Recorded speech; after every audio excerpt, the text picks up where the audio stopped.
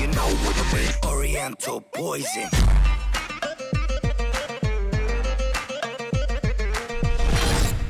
Wassalam, alaikum à tous mes très chers abonnés, j'espère que vous allez bien, que tout va bien pour vous et que votre nuit se porte bien. Aujourd'hui on se retrouve pour une nouvelle vidéo avec mon pote Alex. Salut!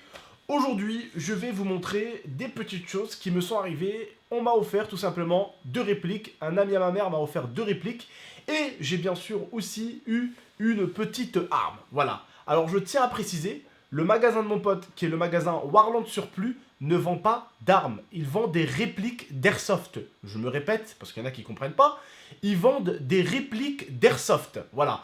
Mais cette arme-là est une arme de collection que mon pote Alex m'a vendue. Bien sûr, je ne lui ai pas demandé de balles parce que c'est une arme de collection. Et à la limite, je prendrai ce qu'on appellerait des cartouches de défense plus tard. Mais pour l'instant, voilà, c'est plus une arme, on va dire, de décoration, de collection si vous préférez. Je te laisse un tout petit peu expliquer ce que c'est comme arme de collection et surtout pourquoi j'ai le droit d'avoir, parce qu'on sait quand même qu'il y a certaines armes qu'on n'a pas le droit d'avoir. Ouais, il y a des choses qu'on n'a pas le droit d'avoir. En fait, si vous voulez, pour faire court, sur les armes, il y a... Juste si vous entendez un petit bruit, c'est normal, c'est le PC de l'IA qui est en train de faire un rendu. Continue mon pote. Ouais, il y a plusieurs catégories. Donc il y a des choses que vous pouvez avoir comme ça, avec une pièce d'identité. C'est le cas de celui de votre... tonton. De votre tonton, voilà, c'est ça, j'ai hésité, j'ai cherché le nom. Voilà, et il y a des choses où vous avez besoin d'une licence de tir, de passer ce qu'on appelle des tirs contrôlés. Voilà. Pour la faire courte, c'est ça. Voilà. Donc tout d'abord, je vais vous montrer tout d'abord les 2 répliques. Voilà. Je sais que certains quand même n'aiment pas que dans une vidéo on mélange réplique et armes parce qu'il y a encore un petit problème.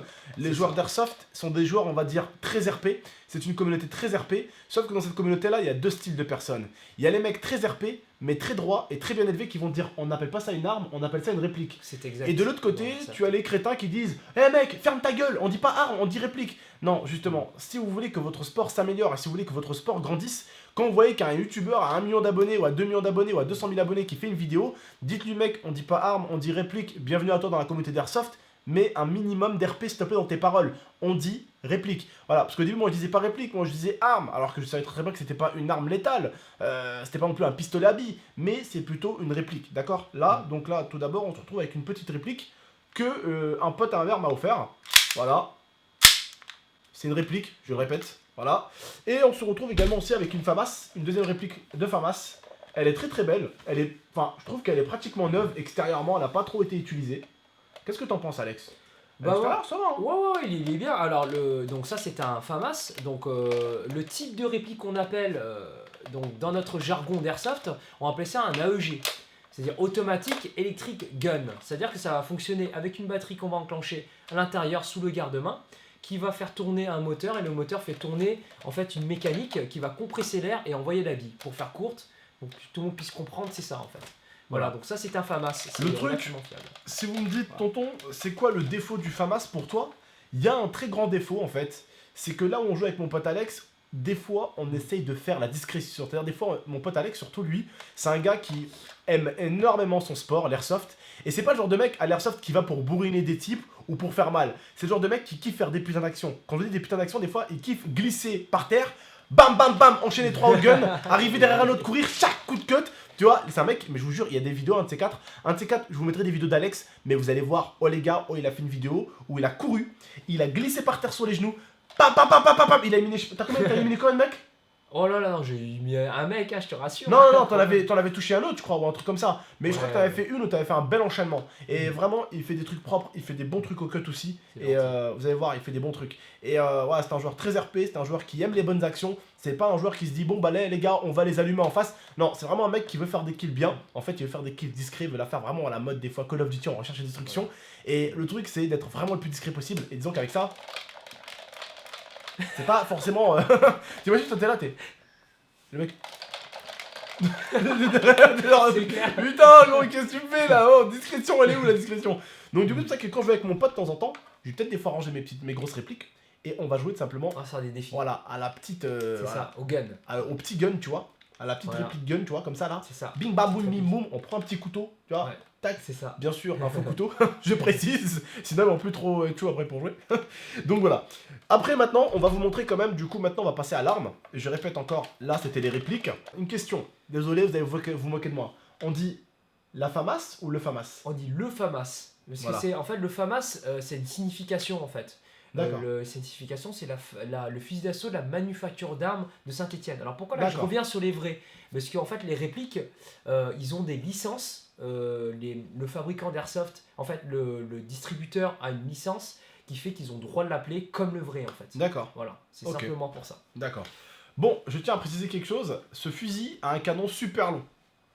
Voilà. Il a un canon super long. Un peu comme moi. J'ai le même canon. Ah d'accord. Merci, j'aurais des problèmes de complexe. Bon, voilà. Du coup, comme vous voyez, c'est vraiment, on va dire, une arme de collection. Elle est vraiment très belle. Vous voyez, hop, là, tac, hop, vous mettez là, tac, vous fermez ici. On charge ici. Et là, bah, une fois que vous avez armé le chien, vous pouvez allumer le reste. Hein, le petit sanglier là, allez hop, tu l'allumes. Hop, je remets juste ça. Voilà, voilà, on referme quand même. Voilà, donc c'est mon pote Alex qui me l'a vendu, donc je précise, c'est une arme de collection. Je précise également aussi, ça n'a rien à voir avec le magasin, parce que vu qu'il bosse dans un magasin d'Airsoft qui lui appartient et qui appartient du coup à son beau-frère, ça n'a rien à voir avec le magasin. Pour ceux qui vont se dire, ah mais putain, il a filé une arme, je vais voir s'il a des armes dans son magasin. Non, ils vendent pas d'armes dans son magasin, je précise les frères et sœurs. Donc voilà, en tout cas, il m'a donné quelques conseils peut-être. C'est vrai que esthétiquement, elle est un peu longue. Je trouve qu'elle est belle, mais elle pourrait être dans mon setup, elle pourrait être très belle derrière, comme arme de collection. Mais je trouve qu'elle est un peu trop longue. Donc peut-être des fois, la couper un petit peu droite.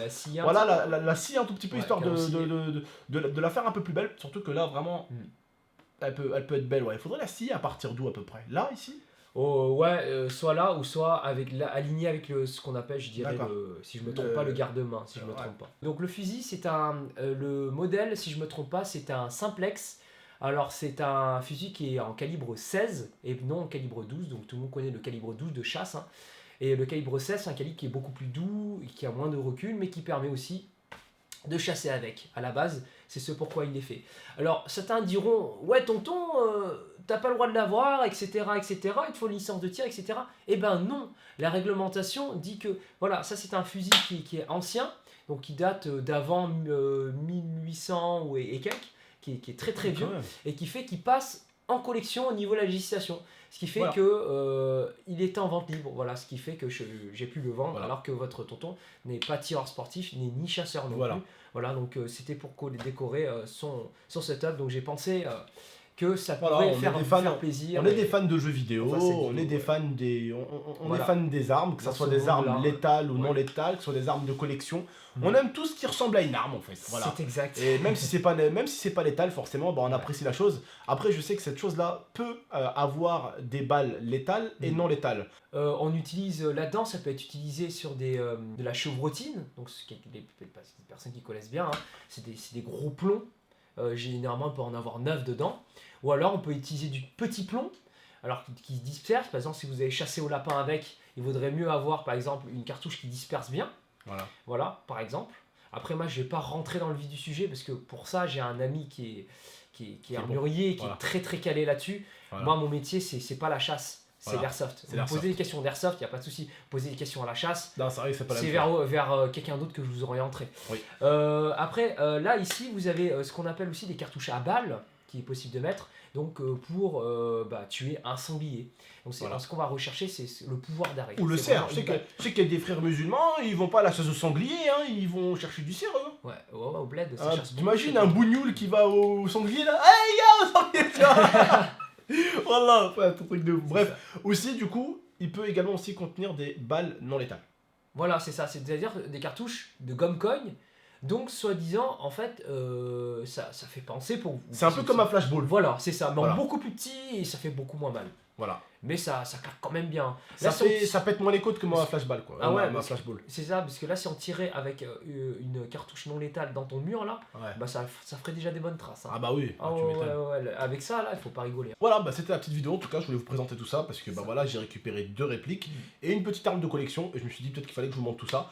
Voilà, en tout cas, je remercie l'ami de ma mère pour les 2 répliques et puis je remercie Alex pour cette belle petite arme de collection. Voilà. On va bien la collectionner. Voilà, donc c'est un monocoup et en fait, voilà, petite précision. Voilà. Donc il bascule comme ça, on baisse le pontet, hop, et ça s'ouvre et vous avez accès ici pour mettre la cartouche. Donc c'est un monocoup, c'est ce qui l'amène en fusil de collection. Voilà, pour ceux qui veulent le savoir. Et hop. Et voilà. Et voilà. Donc j'espère que la vidéo vous a plu. Bah, si elle vous a plu, n'oubliez pas de mettre un petit like, un petit commentaire et de vous abonner. Voilà, n'oubliez pas en tout cas aussi, il y a également son site qui vous permettra d'acheter des accessoires d'airsoft. Parce que je répète, son magasin c'est principalement de l'airsoft en fait. Après, ils vendent également des tenues militaires, des bottes militaires. Ils vendent pas mal de choses. Ils vendent même des rations militaires. Ils vendent vraiment pas mal de choses. Ouais. Donc voilà, je vous mettrai leur site en description. Voilà, ça fait plaisir, c'est quand même le magasin de mon pote. Donc voilà, si on peut toujours puber les potes, tu me donneras 500 € à la fin de la vidéo. Bah voilà, si on peut puber les magasins de nos potes, ça fait toujours plaisir. Donc n'hésitez pas, je vous mets le lien du site en description. À vous d'aller jeter un petit coup d'œil. Et puis si vous commandez chez lui, n'oubliez pas, des fois, vous lui demandez de vous envoyer une petite carte GameX13. J'ai fait des cartes SIM dans son magasin. Exact. Il pourra vous glisser une petite carte GameX13 si vous voulez, d'accord? Prenez soin de vous et d'Amifa, c'était GameX13 et Alex. A très bientôt pour de prochaines vidéos. Et je le répète encore une dernière fois, le magasin Warland Surplus est un magasin de répliques d'airsoft. Prenez soin de vous d'Amifa. Ciao tout le monde. Ciao, ciao. I torture you. Take my hand through the flame.